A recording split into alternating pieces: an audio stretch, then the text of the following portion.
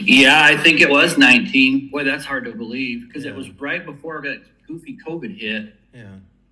Let me see you move that left shoulder. This is the shoulder we did that superior capsular reconstruction on 4 years ago. Go ahead and raise it up all the way. Great. Come all the way back down. Can you see it? Yeah, that's great. And then come out to the side like that, and then raise up all the way. Great. And then how about behind your back? Okay, good. How much strength have you got in it? Is it reasonable? Are you able to lift things or?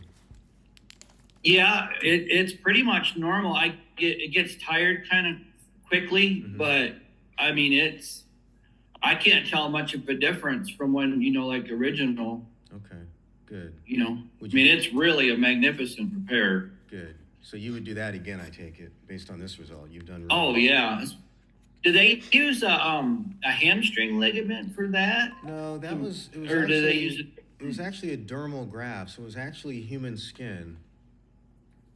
Oh, Yeah, it was a type of dermal graft called an allopatch that we basically reconstructed the roof of the shoulder. It kind of gave that joint oh, a new roof.